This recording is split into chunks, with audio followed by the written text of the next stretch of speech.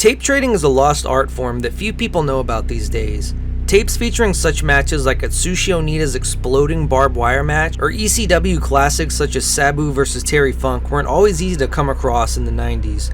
While tape trading was the way people would witness matches featuring legends such as Misawa and Kenta Kobashi, there would also be other tapes in rotation featuring much more disturbing content.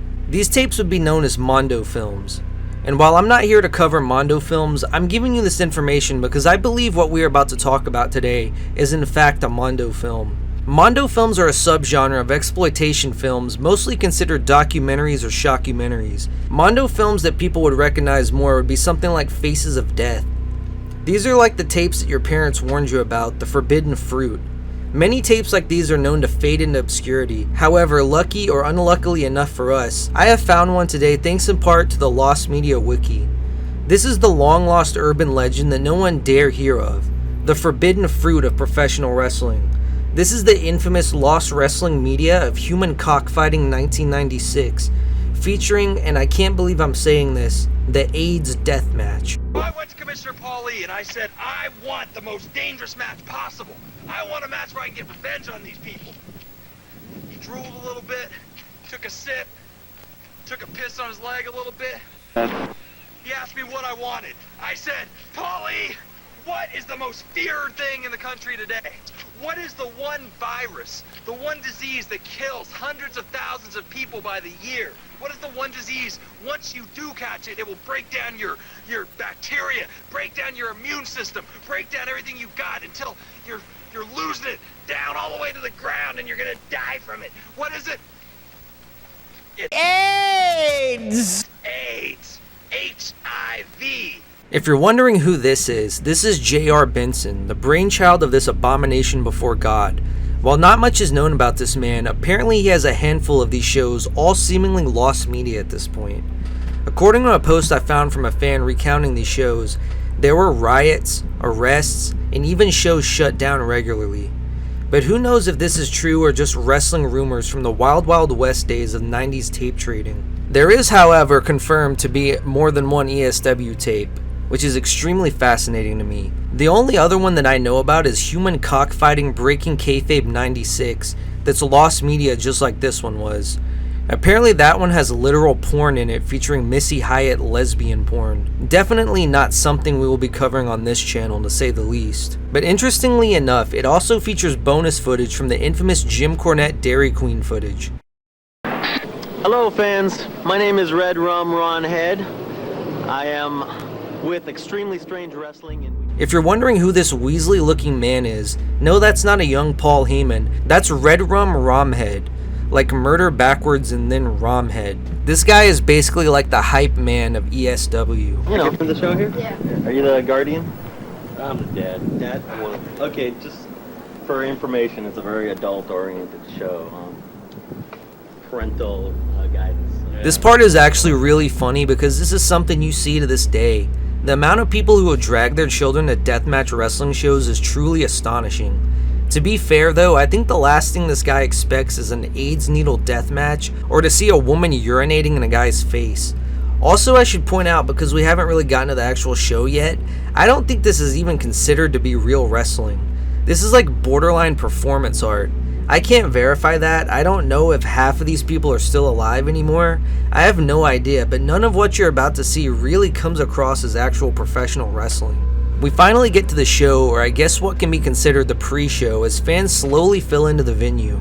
If you thought WWE and AEW had wild pre-shows, ESW has a stripper giving fans lap dances before the show. Remember to call up the Observer for your thumbs up, thumbs down, thumbs in the middle, best match, worst match. Wrestling Observer newsletter, Dave Meltzer fully supporting Human Cockfighting 90. Completely threw Dave Meltzer under the bus there. I guess now I have to put Dave Meltzer endorsed Human Cockfighting 96 in the title now. 15 minutes in, we finally have our first bit of action. Interestingly enough, I don't even have to make highlights of the match because it's basically highlights anyway. It's so short that you can't even tell if it's a good match or not. You can, however, tell that the ring has several strips of duct tape on the canvas. I guess it's a miracle they were even able to get a ring at all, let alone book a venue in 1996 for an AIDS-infested syringe match. They tease the crowd with a shot of the AIDS needles. It would be funny if they were marks and wanted to use shoot aid needles like Jungle Boy using real glass. Jack You know what Perry this is right launching and then crushing Real glass. the Go abdomen. cry me a river. To make things worse, they added an overbooked stipulation where the wrestlers have to cut themselves open with a blade, quote unquote, every chance they get. Like, what does that even mean? Apparently cutting themselves with a blade increases their chances for AIDS somehow. On top of this, the match being highly offensive, it's also the dumbest sounding concept of a match ever. ESW decides to pull a WWE and have their main event as the first match because it's time for the reason everyone is here. It's the AIDS death match. Featuring a name that I can't say on YouTube, so I'm simply going to refer to him as the Grapist from here on out. The Grapist is going one-on-one with JR Benson, the big boss of ESW. They immediately charge for the blades, trying to cut themselves open. I'm so confused. It's almost like the object of the match is to give yourself AIDS. Like, this whole match makes no sense at all. I can't remember what the valets' names are. I'll be honest with you, I can't say what most of these guys' names are anyway because I'll get banned from YouTube so quick. A pretty rough looking chair shot as he immediately crawls for the blade. He follows up the first chair shot with two more god awful looking chair shots. The chair looks slightly dented from the first shot though. Horrible baseball slide into the chair, and another chair shot to the head that would make a CZW wrestler proud. He's then choked by a valet as he starts to bleed profusely. One of the wrestlers tries to shove the other's head into the needles, failing to do so, followed up by more god-awful chair shots.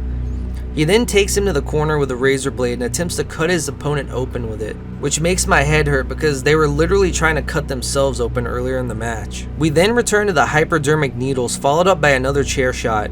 My guess would be that Dave Meltzer isn't liking this match so far. Finally, we get some variety as one of the wrestlers brings in what looks like a portrait and smashes it over the other wrestler's entire body. Actually a pretty good spot, probably the only good thing I've seen on this entire tape so far. The one valet is then seen going down on the wrestler to revive him back to life, followed by more chair shots. The one guy is really messed up looking at this point, making this start to feel like an actual death match at least. Also, I forgot to mention how absolutely annoying it is that Red Rum Rom, or whatever his name is, has been doing shoddy commentary over this entire match. They then show what looks to be a table covered in thumbtacks.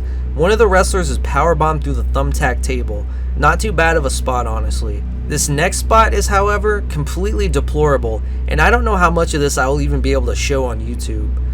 The one valet stands over the bloodied wrestler and urinates in his face. I'm all for edgy humor. You know, we have an AIDS syringe match when obviously there's not really AIDS involved. There's gimmicks involving grape. But when a woman is urinating in a man's bloodied flesh wounds, that's when this has completely gone over the rail.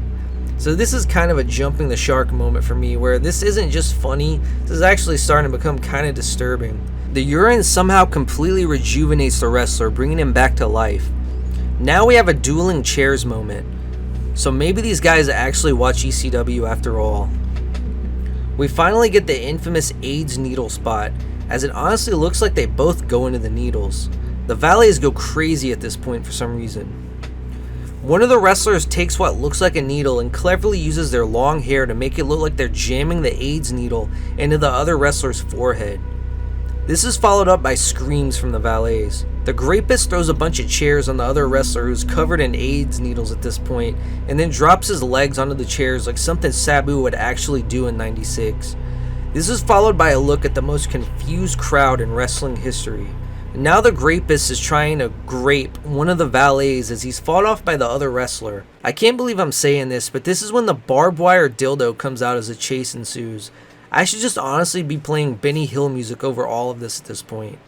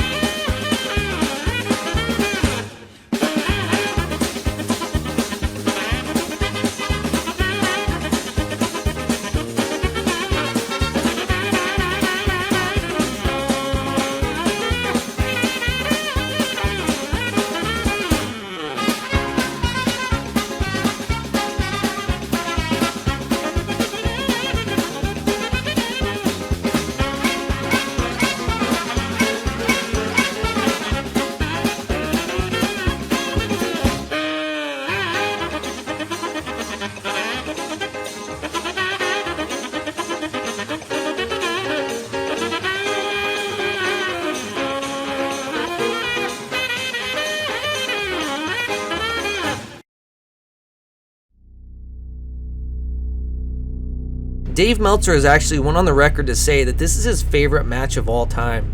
He says that real fans don't know what true wrestling is until you see a man with AIDS chase another man with AIDS around an arena with a barbed wire wrapped dildo. Dave Meltzer is a sick, sick man. Now after that first match that I thought was the main event is over, what comes next, you may ask? Well, Red Rum Rob, or whatever his name is, will be shaving his head to pay tribute to someone who is truly special to him. This will not be good for sure. This is followed by the wrestlers talking in the back and complimenting each other on the great juice that they got. Juice being, busted open, blood, etc. I mean, kudos to them for giving it their all. I won't take that away from them. The one guy is incredibly messed up looking. He looks like he just went through a car wreck. I will say there is something incredibly wholesome about seeing these people all psyched up in the back after the match they just had, even though that match was an AIDS death match. Red Rum Rob is now having a meltdown and cutting himself. He talks about going away to prison for drugs that J.R. Benson sold him. I think drugs could explain a lot of this now that I think about it. He's shaving his hair for Richard Allen Davis. For those wondering who Richard Allen Davis is, he's a convicted murderer and child rapist. This crime actually happened in 1996, the same year this tape came out, so he's given respect to a child rapist and murderer. This is probably the edgiest part of the tape so far. It's pretty disturbing, honestly. I mean, I feel like you can joke about anything as long as it's funny. The problem is, none of this is funny at all. I mean, this is even edgy for 1996 sakes. The crowd then starts to chant for Rich, which is even more appalling. Probably the most offensive part of this, though, is the fact that we're being forced to watch a man have a nervous breakdown while shaving his hair during a wrestling show. They don't even do a good job of cutting this guy's hair. He practically looks the same when they're done. This next match is the Abortionist versus the Great NAMBLA. If you don't know what NAMBLA is, it stands for North American Man-Boy Love Association.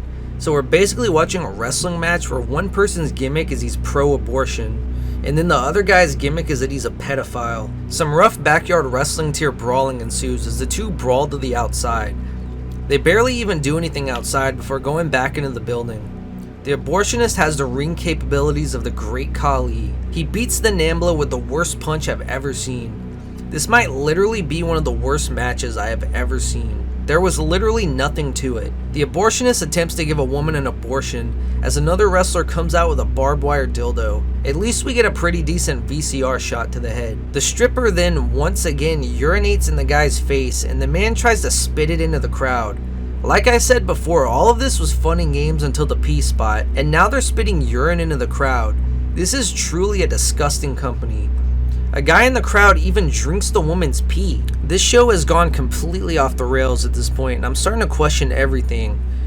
Members of the crowd are literally drinking this woman's urine. Like, is this real or is this all parody? Like, what's happening? We get a shot of Red Rum Rub, or whatever his name is, cleaning out a bathroom, and he finds what looks like feces in the toilet, pulls out a piece of tissue, and wrings it out in his mouth. At this point, I was convinced that none of this can be real. I mean, the AIDS aren't real, the urine isn't real, none of this can be real, right? All of this just comes across as edgy just for the sake of being edgy.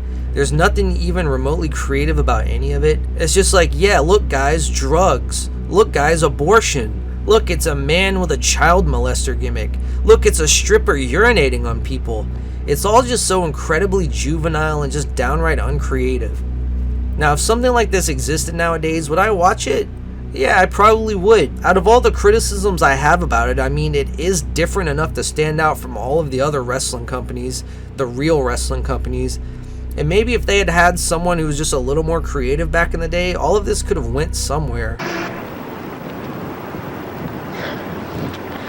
Just 2 weeks removed from human cockfighting 96, supposed to be the ultimate solution, supposed to be the final battle, supposed to be tub of infected needles, give somebody AIDS, give somebody a life-ending disease and end it all. Well, consequently, as things would have it, both myself, J.R. Benson, and took the tumble, took the bump, if you will, into the tub of infected needles, and yes, we have both contracted HIV. I know I'm positive, I can't speak for him. J.R. Benson cuts a promo admitting that both of the men have AIDS. They sure seem very upset about it. JR says he wants the rapist one more time, putting it all on the line. He only has a couple of years left anyway due to the AIDS. After a word with this homeless man, they cut to what looks like a hooker defecating in the street. Her poop is green. Unlike the stripper urinating in the wrestler's face, this was 100% real, and you could unfortunately see everything. I have no context for this clip either, other than it was completely disgusting and obviously put in for shock value. The copyright says CCW 1995. Two wrestlers give out a phone number where you can order more tapes. This is followed by a trailer for I'm assuming to be a Lost Sabu match from a company called CCW, very interestingly against Chris Candido. This is also the same company listed on the random woman diarrhea video that we just had to watch. It then cuts to women flashing the camera in some kind of club or something, I don't know what's going on here. Followed by a very X-rated trailer for a Gigi Allen documentary. Interestingly enough, there's a trailer for another ESW show. So I don't know if this is the show I mentioned earlier, if this is a third show. But I can tell you, they've had more than one show, so that's pretty shocking. This show looks to be worse than the others, with this one featuring a man with a Klan gimmick with a burning cross for a weapon. And also, once again, the same woman urinating in people's mouth.